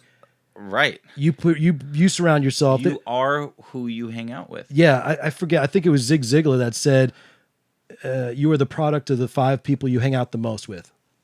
And I didn't believe that for a long time. And my wife would always say, like, we need to have like good Christian friends. We need to, and I was like, dude, they are boring. Mm-hmm. They're not gonna drink like a freaking case of beer with me. They're gonna have 2 and then drive home to their family. Mm-hmm. While I continue drinking, while my family's inside, and I'm out there like smoking cigarettes, like doing whatever. And then at a certain point, I stop making rational decisions, and I like get in the car or do something stupid. And like, thankfully, nothing has happened. But I feel like, seriously, I have a guardian angel. That's awesome. Yeah, that's awesome. Where do you think you'd be right now if? I'd be dead. Oh yeah, dead for sure. For sure. For sure. From? Whatever. Stupid situation, probably. Probably a stupid situation. I mean, you've been to jail. I've been to jail. You've been drunk. I've been drunk that I don't remember what I've done. So you think that one of these things eventually you roll in the dice? I woke up one time down the street from my house in a bush with a handle of Kettle One and a Diet Coke. I had no idea where I was going with that. I like how you always have the chaser to go with. Yeah, you got it. Yeah, it's a European thing. Oh, okay. I mean, it's just like I said, my dad, I as a child, I would see my dad drink so much to one point that I would like see a physical change in his face. Mm-hmm. Like, oh, now dad's drunk. you know? Different dad now. Different dad. Yeah. And I emulated that. I womanized like he did. I drank like I did. I Kelly's actually the only woman who I've never cheated on. Never. And she doesn't even believe that because I've been drunk around her so many times. But you love Kelly, man. dude, You freaking love your wife. she was the first person who like honestly loved me, and she was the first person who made a compromise for. Wow. And then it's like a freaking cascade of compromising. The thing that I don't want to mention or say to you, but I say it out of love, Please. is I don't know if it's happened yet. I don't know if it'll happen, Yeah. but Kelly will fail you at some point. That's all right. You know, I talked to there's a guy at the end zone who's been sober for like 40 years, and he and I talk, and he said there's going to be a point where Kelly's going to be like, here you go, honey, have this beer. It's okay if you drink it. Really? Yeah. He said that's the point that eventually is going to happen, and you're going to have to say no because you know what will happen. Mm-hmm. I know what will happen. Mm-hmm. On the way over here, I share this with you. I might as well share it. I have an addictive personality, obviously, but more so, I think it's a self-medicating personality, where It's triggered. it's triggered. Right. Right. Like I was, but I. Okay, so Kelly made dinner. The kids didn't want to eat it. Oliver's sick. There's yelling. It's like a jailhouse at my house. It's chaos. Dude. It's just loud all the time. Okay, and the kids didn't want to eat it. I'm washing the dishes, and Kelly was transparent with her mom about what happened with us. You know, and I'm embarrassed by it. Of course. And I haven't seen her in a while. The mom. Yeah, but Kelly's been updating her, and that we're doing great, and all of that, and that like I'm really, really nailing this living thing, Right. And I'm gonna see her on Saturday, and I'm like, why did you ever have to tell her and stuff? And it becomes like a thing, you know what I mean? She's like, it's my mom, dude. Like I love her, and she's awesome, and like. I'm going to tell her what's going on in my life. Right. With you. Right. Okay. And I'm like, but our marriage should be private, and like and then I was like, and then you know, and I was like, all right, stop. All right. And then I'm like, I feel the tension, and the kids are yelling, and like, and I'm like, you know what? I'm just gonna stop for a 40 ounce on my way to Leo's. I'm gonna chug it in the car. And then I'm like, that's crazy. Okay. But that's how you felt at that moment. But dude, those are my triggers. Like Right. I'll walk by like a half drank like wine cooler and like sitting on a dumpster, and I'll be like, I should drink that, you know.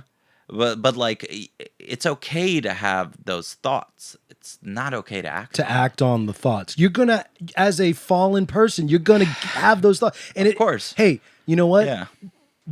Blank. Dun dun dun. You know what I mean? Like, Right. like for you, the 40 ounce thing. Yeah. I'm gonna get drunk. Yeah. For someone else, it's I'm going to masturbate. Right. For someone else, Exactly. it's I'm going to work 30 more hours. Right. You know what I mean? Like, Yeah. like anybody who's To fill this hole. anybody who's watching this right now that's judging Roos right now, you have absolutely no basis to do that, because right now you can figure out, oh, what is that one thing?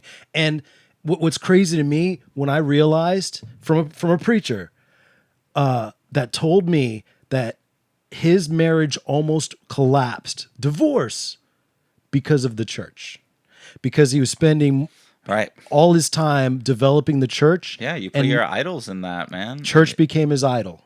So anything can become the thing that tears you away from your family and your friends and the good stuff in your life. That's right. But you said that to her. You said, you know what? So I'm going to do that. I have to be transparent. I've realized that that's a powerful weapon, you know, because if I keep it inside, it'll fester. I probably wouldn't have drank it, you know what I mean? But the minute I have that thought, I gotta voice it out, man. I gotta have an accountability partner, you know? So I say, after I apologized for making it weird about her mom and stuff, I'm like, I'm just embarrassed about the whole situation. And I'm like, I just don't want Donna to be upset with me. Right. And she says, and she goes, it's all right. I go, and by the way, I just want you to know that I had like a split second there where I was like, I'm going to get a 40 ounce and drink it on the way to Leo's just to get rid of this weird feeling I have inside of me. And she goes, okay, that's crazy. Please don't do that. And I'll be waiting up for you. I love you. There you go. I'm like, beautiful. Yeah. Beautiful. You got to, once you let it out, man, you got a good woman, man. It feels good. You got a good woman. Yeah. Keeping that inside, what would that have done? You would have kept thinking about it, but now you have it would have been a split second decision, and I don't want to make those in my life anymore. Yeah. Neither should you. Yeah. That's your addiction. Right. That's your thing. Yeah. And without the help of, the people around you, including your wife, which is fantastic. Absolutely. By the way, dude. Yeah. Hats off to Kelly. Seriously. Seriously. Hats off to you. Yeah. But hats off to her as well. Man, she just knows. She has a saying. She's like, I feel like you were like what I was supposed to do on Earth. Really? Like, yeah. Really? Yeah. I mean, I was in a bad way, man. Wow. I was in a bad way, and I never accepted help. For me, it's still hard to ask for help. Mm-hmm. It is. But you got to train that muscle. I got to train that muscle. Yeah. I got to train it.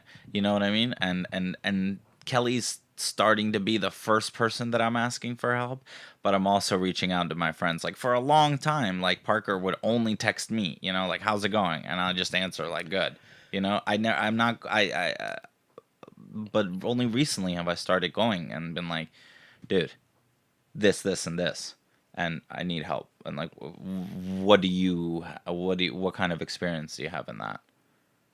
Yeah. Did you know that one of two points? One, I had an emotional breakdown back in 2007. I didn't know that. Yeah. After I got out of the military, and I owned my own business, training, personal training. Mm-hmm. And I had a breakdown because I tried to do everything myself, because that's our personality. Yeah, absolutely. Is that we try to do a lot of things and we try to do it all ourselves. And I remember it was either a book or a video I watched, but it was like the most successful people. What do they do? Right. One of the things they did was that they always tried to find people, surround themselves with people smarter than them, and ask for their help. Right. Because no one really pulls themselves up by their own bootstraps. Nobody. The most successful people actually lean on other great people to help them absolutely reach their dreams. So in this life that you're living, this life that I imagine that you have a family, yeah. You have 3 kids. Yeah. You are a talented guy, a chef, among other things, I'm sure, but you are a chef. And most importantly, you're a Christian, you're a Christ follower.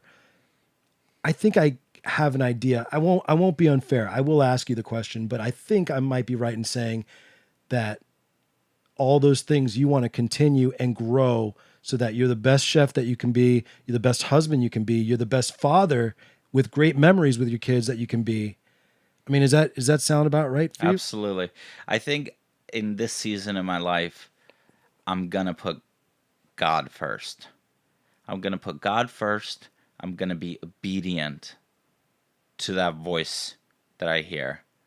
I guess an atheist would call it his conscience. Yeah. Like I would have it, where like I would be like, hey, don't stop at your friend's house and drink beer. You should go home because you have 3 kids.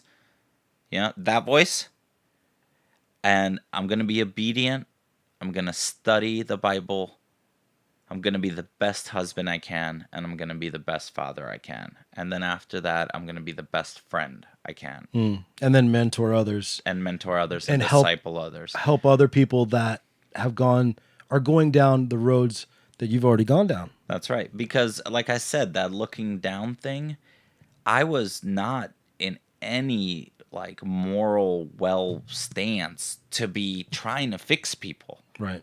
You know what I mean? But you wanted to. But I wanted to. Yeah. I'm a fixer. Mm-hmm. That's what I do. Right. And it was disheartening, you know? Yeah. And so Because it wasn't real. it wasn't real. You wanted this, but, Right. but you I feel like wasn't modeling the right behavior. you weren't actually being the thing that you were telling people to be. Maybe That's right. It was a lot of talk. that's a hard life, by the way. The life that A lot of talk. the life you're talking about Yeah. living is the most fulfilling life. It's the highest life, Right. but it's also one of the hardest life. I mean, Absolutely. so you're ready to say no, to deny oneself Yes. and say no, and have the discipline to be free. Yes. And to serve others, to put others before myself. You know? Yeah. To serve my wife, to serve my kids, you know, to not be like, I mean, I'm working more than I've ever worked at this point at Fuel, because I'm understanding that I need to be there. But then I'm not complaining when I get home. I'm not just like sitting there and like, oh, I was there from like 8 and now it's like 6 and I sat in traffic, and like, I'm like, hey, hon, what can I do? You're energized. Right. You know, I see dishes. I'm like on top of the dishes. you know what that reminds me of? When I was going to school full time, working full time, Yeah. and doing a tattoo apprenticeship. Nice. And a tattoo apprenticeship in Virginia is 800 hours. So Wow. I was spending about 3 to 4 hours every night tattooing and doing my apprenticeship, creating, making needles and using the autoclave and practicing and all, drawing and all that stuff. And it was hilarious because full-time school, full-time work, and a tattoo apprenticeship, I'd get home with energy. Yeah. That doesn't make any sense. I know. But Right. you obviously onto something good. Yeah. You're on the right track. If that's That's the case. right. Let me go ahead and do quick shout outs. Okay. We got Travis Ludvigson. What's up, Travis? We've got Brennan Lovelace. Travis is going to be my new neighbor. Oh, get out of here. Yeah. You're moving. He's moving out here. He's moving like 2 houses down from me. Oh my gosh. We've got Brennan Lovelace saying a couple of what are you saying? James Parker's on. He says, you want me to pick you up and go crash this thing? To Brennan Lovelace. What's up? What up, Ruse? Oh, Jay Conklin Jr.'s fine. You know, what are you guys doing, man? It's 10 o'clock. You guys at 10:30. You guys are just now getting on the show. We're about to end. Make sure you check out the show from start to finish, man. This was amazing. Dude, you got to have James Parker on here. He's got an awesome testimony. Awesome. You know what, man? I've known James for a while now. Yeah. I have not heard his full testimony. So, Dude, it's amazing. listen, the point. Okay, so let me remind everybody that's watching or listening to the show today, live or on YouTube or wherever. The Righteous Anger podcast exists because we want to get the real, true stories of real people that are trying to figure life out. Okay, so sometimes we have Christians on, sometimes we have atheists on, sometimes we have Buddhists on, sometimes we have anybody from any walk of life on here to explain what they believe and why. Is it working for them? Because we're at the end of the day, me personally, I don't know about Eric, my partner on the show, but myself, I'm trying to get to the ultimate truths of life. I believe that there are ultimate truths in life for us human beings, and I want to know what they are. And I feel like the best way to figure that out, besides obviously studying the Bible, I mean, come on, it's all in there. But besides doing that is talking to people and learning about their story, and then learning the lessons from their story and seeing, what do they have to offer. And I feel like today, man, you've offered so much good stuff to people out there. There's people out there that are in one of the places that you were in your life. Right. I believe that too. And I hope that listening to where you are today, now we don't know where you're going to be a year from now. Right. What I hope is that a year from now, you're just as strong in your faith and you're just as controlled and disciplined over your life. I hope so too. And, it's just being disciplined and choosing those good people to surround yourself with and going for help when you need it. Right. I think that's the most important thing. Having community of those people that you can trust, that love you, and are looking out for you. That's what you're saying. That's right. Genuine community. Genuine, not this BS community that we have. Oh, what's going on? We're getting all kinds of love now. That's awesome. Hello, everybody. That's so funny. You end a show, and then that's when everybody shows up. What, do I got to start the show at 10? Dude, all these people have families and stuff. All the kids just went to sleep. Is that what it is? That's what it is. They're all hanging out on Facebook? That's what time I'm on. I'm on YouTube at like 10:30 trying to fall asleep. Brennan Loveless, James and I will come and do a follow-up episode with Roos. That's not a bad idea. Stop talking about me in front of my face, says James Parker. Man, James sounds like he's about to throw down on you. He's a hardcore fruit ninja. Yeah, I know, man. He's got that samurai sword in his house and everything. The katana, please. Let's be proper here. All right. Let me go ahead and say, guys, if you enjoy the show, like I know some of you are, go ahead and support the show, guys. The best way to do that is to like, share, and subscribe. We're on Facebook. Obviously, you're watching it right now if you're live. Join the group there. Be part of it there. Like there. Go to Righteous Anger on Righteous Anger Podcast on YouTube, and obviously subscribe to that. And if you really, really love the show, you want to see us continue the work that we do, the really important work I think that we do, and having real talk with people and learning as much as possible about life and why do we exist? Why are we here? And what is the utmost best life that you can live? Well, go to patreon.com. That's patreon.com/Righteous Anger Podcast and consider being a patron on our Patreon page. $2 a month. You guys will obviously help the show continue and become better. And that's what I want. So please consider doing that. Other ways, you obviously can get a cool shirt like what I got on right here from Epilogue Shirts. They support us as well. It's EPILOGUE shirts.com. And finally, Roos, do you have any plugs you want to put out there? Dude, thank you, man, for having me on. You guys should swing by Fuel Cafe and the End Zone. There's awesome stuff going on there. And come eat some food, come enjoy genuine community, and then come to church on Sunday and watch Brennan Loveless tear that guitar up. Oh man, just rip on that thing, right? And then sing like I said he sings like a cherub. He's a beautiful voiced angel.